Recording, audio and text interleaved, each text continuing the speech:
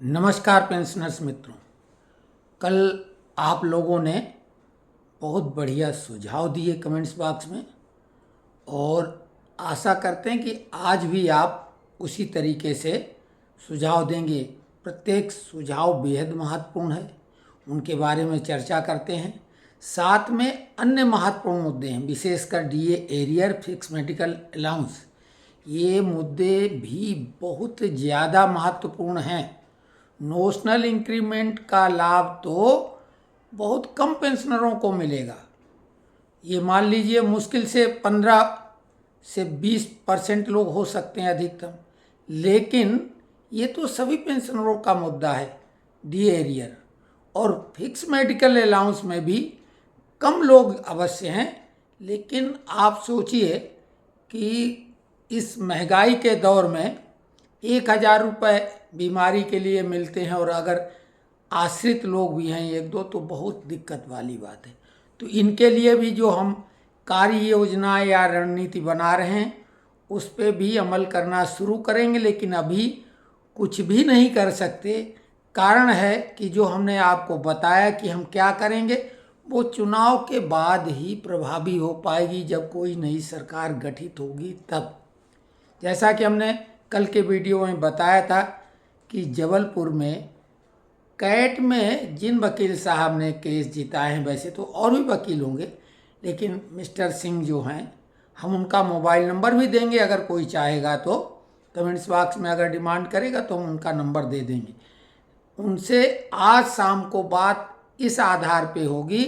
हमने उनसे कहा था हम अपनी तरफ से अकेले, चूँकि हम इंटाइटल हैं उस इंक्रीमेंट के लिए, हम जून में सेवानिवृत्त हुए थे 2015 में और हमारा इंक्रीमेंट जुलाई से ड्यू था।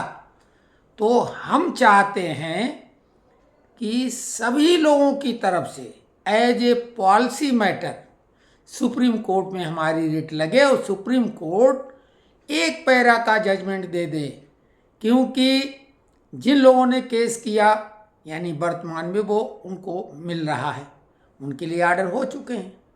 दूसरी बात, जो भविष्य में सेवानिवृत्त होंगे, जैसा कि कैग ने अपने परिपत्र में डिपार्टमेंट को जारी किया, तो भविष्य वालों के लिए भी लागू हो गया।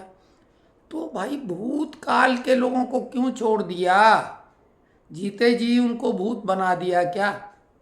तो ये पॉलिसी मैटर है और हमारा मानना यह है कि सुप्रीम कोर्ट में अगर रिट लग जाती है तो उन तमाम लोगों को जो कि हम लोग अगर प्रयास करके कैट के द्वारा ले लेंगे अपना इंक्रीमेंट, जो कि मिलना तय है, थोड़ा पैसा खर्च होगा, थोड़ा समय लगेगा, लेकिन मिल जाएगा।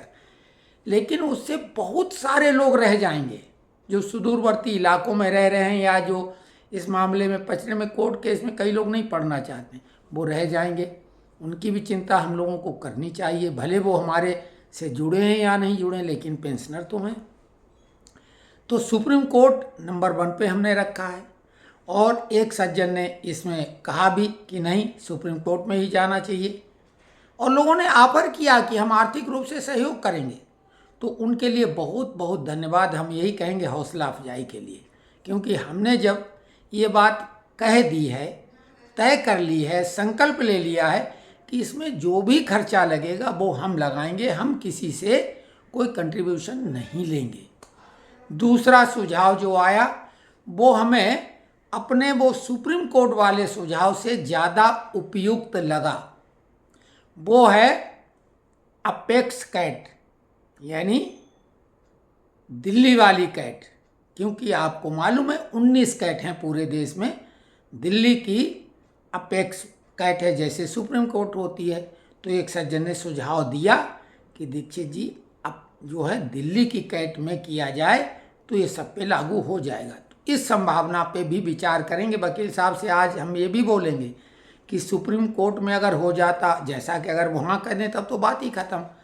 अगर उसमें वो कुछ ये बोलते हैं कि संभावना बेहद कम है, रेट तो लग जाएगी, रेट लगाने में क्या, वकीलों को पैसा लेना है, लेकिन संभावना क्या है? संभावना अगर वो, उन्होंने तो वैसे मना किया, बोला संभव नहीं है, लेकिन हम ही ने दबाव डाला। फिर उनको अपेक्स कैट यानी दिल्ली की जो कैट है, सेंट्रल एडमिनिस्ट्रेटिव ट्रिब्यूनल, उसमें करने की बात हम उनसे बोलेंगे। और एक सज्जन ने एक किसी वकील साहब का नाम लिखा है, लेकिन उन्होंने न तो उनका डिटेल दिया कि कहाँ के हैं या कोई नंबर, तो उनसे भी बात, या तो वो खुद बात कर लें। तो आज शाम तक ये मामला हम निपटाएंगे। अगर सुप्रीम कोर्ट की मनाही होगी तो दूसरे नंबर पे हम रखेंगे दिल्ली की कैट। अगर सभी लोगों का बिना लिस्ट में उनका नाम दिए अगर हो जाता है तो बहुत बढ़िया है। और आपको ये भी बता दें, कुछ लोगों ने, स्टेट गवर्नमेंट वाले लोगों ने भी पूछा है कि हमारा भी क्या हो जाएगा। तो आपको एक चीज़ बता दें कि स्टेट गवर्नमेंट में जैसे सेंट्रल, इसका नाम ही है सेंट्रल एडमिनिस्ट्रेटिव ट्रिब्यूनल, ऐसे ही राज्य सरकार के ट्रिब्यूनल होती हैं। और वो पहले स्टेट का नाम, जैसे Uttar Pradesh state administrative tribunal, यानी वो स्टेट की सैट होती हैं। ये कैट है, वो सैट है। तो उनका केस वो भी जीते हुए हैं, ये मान लो। लगभग 5,000 रुपये खर्च करने पड़ेंगे कोई भी अच्छे वकील को आप लें। और विशेषकर कुछ लोग जो प्रैक्टिस करते हैं, रिटायरमेंट के बाद अधिकारी रहते हैं, अच्छी जानकारी एडमिनिस्ट्रेशन की रखते हैं, और वो LLB की डिग्री उनके पास होती है, या रिटायरमेंट के बाद लेके वो प्रैक्टिस करने लगते हैं। ऐसे वकील अच्छे भी होते हैं, और अगर कहा जाए तो सस्ते भी होते हैं, क्योंकि उनका प्रोफेशन मुख्य रूप से वो नहीं है, वो पेंशनर्स खुद भी हैं। तो ऐसे वकील को पकड़ें, जैसे कि ये सिंह साहब भी वैसे ही वकील हैं। तो सैट में लगेगा स्टेट गवर्नमेंट का, और जो सेंट्रल गवर्नमेंट के कहीं के भी हों पूरे भारत के, दिल्ली में तो लग ही जाना चाहिए, नहीं तो जो 19 ट्रिब्यूनल है वो कहीं भी लगा सकते हैं। तो हमने तो जबलपुर वाले वकील साहब से बात की है, तो उन्होंने 5,000 रुपये पर केस लिए हुए हैं। अगर ग्रुप बड़ा होगा तो पैसे कुछ कम भी कर सकते हैं, लेकिन वो ग्रुप पे डिपेंड करेगा। तो लोगों का इसमें सुझाव भी अच्छा है, सहयोग भी अच्छा, कमेंट्स बहुत पॉजिटिव है, किसी ने भी निगेटिव कमेंट्स नहीं किया है। चूँकि कल हमने एक संकल्पबद्धता आपके सामने अपनी प्रदर्शित की थी कि कुछ लोगों की शिकायत हमसे थी कि आप राजनीति की बात क्यों करते हैं। स्वाभाविक है, कई लोगों को हम जो बात कहते वो पसंद नहीं आती। पहले तो हमें बात अच्छी नहीं लगी, लेकिन जब हमने खुद गंभीरता से, होली के दिन बिल्कुल फ्री थे, हम कहीं ज़्यादा होली खेलने जाते नहीं, तो घर ही में रहते हैं, तो हमने बहुत गंभीरता से उन सभी कमेंट्स पे देखा और समझा, तो हमें लगा बात में दम है। भाई हमारी राय जरूरी नहीं दूसरा पसंद करे, हम थोप नहीं सकते हैं। और जब हमने एक नारा दे दिया कि पेंशनर्स पेंशनर्स भाई भाई, तो फिर ये कहीं न कहीं उनके साथ अत्याचार करने जैसा होगा। तो हमने निर्णय ले लिया कि इस फोरम पे हम केवल और केवल पेंशनरों के मुद्दे उठाएंगे, और भविष्य की रणनीति आप लोगों के सुझाव के माध्यम से तैयार करेंगे। अभी जैसे हमने ये मन में निर्णय लिया है कि PM पोर्टल जो रहता है उस पर हमने कई चीज़ें लिखी, सुझाव दिए, व्यक्तिगत नहीं सार्वजनिक हित के मामले, और वो संबंधित विभाग को तुरंत, आपका डिजिटल फॉर्मेट है, सब कुछ फटाफट होता, फॉरवर्ड किया जाता, और उसकी अपडेट भी आपको, फीडबैक भी आपको मिलती है। तो वो एक माध्यम हमारे पास है। लेकिन अगर हम ग्रुप को मजबूत बनाएं, जैसे ये भी अब ग्रुप केवल आपके लिए है, इस ग्रुप को अगर मजबूत बनाए तो कोई भी उपयोग कैसे भी करे। हम तो ये बोल रहे हैं, अब हम सब्सक्राइब करने में कहीं ना कहीं झिझक लगती है, क्योंकि हो तो पर्याप्त गया, लेकिन जिस टाइप का सब्सक्रिप्शन होती है उससे प्रभाव पड़ता है। और आपने देखा कि प्रधानमंत्री ने यूट्यूबरों को महत्व दिया है, तो इसलिए हम बोलते हैं जो भी सुझाव होगा उसी पे बात करेंगे।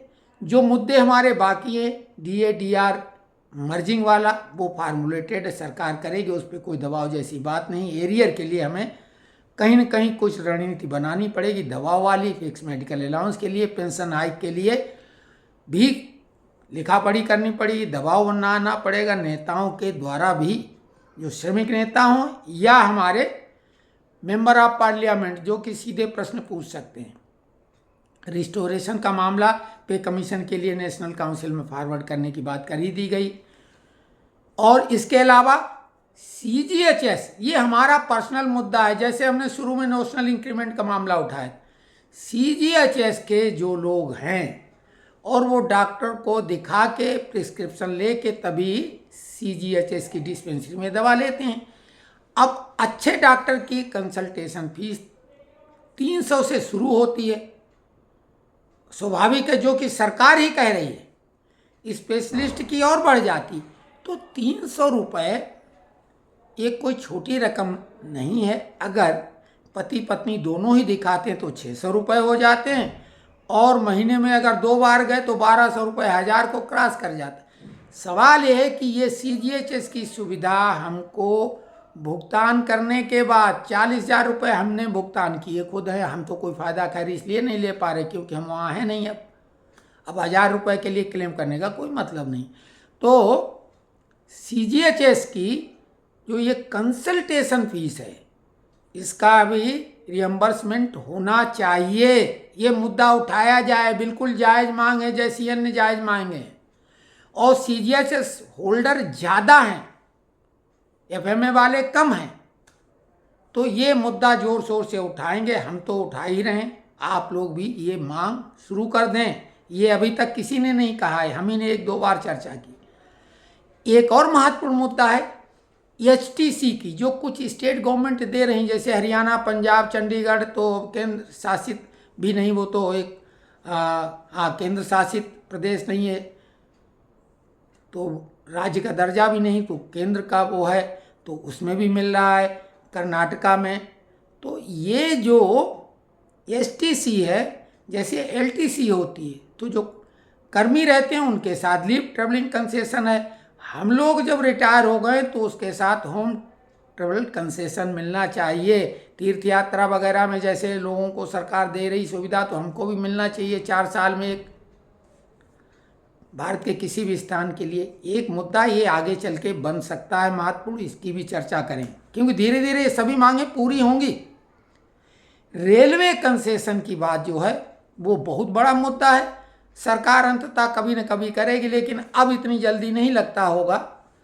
और पे कमीशन की बात तो भूलिए, वो डिक्लेयर नहीं होगा। 1 जनवरी 2026 से क्राइड फार्मूला जो फिटमेंट फैक्टर के अंतर्गत वो सेट होगा, पे रिवाइज होगा, तो उसमें कोई दिक्कत नहीं। तो ये सारे मुद्दे न भूलने वाले हैं न बिसराने वाले, लेकिन इनके लिए हम आप करेंगे क्या? क्या दूसरे का कोई वीडियो देख के खुश होना या अखबार में पड़ी हुई खबर?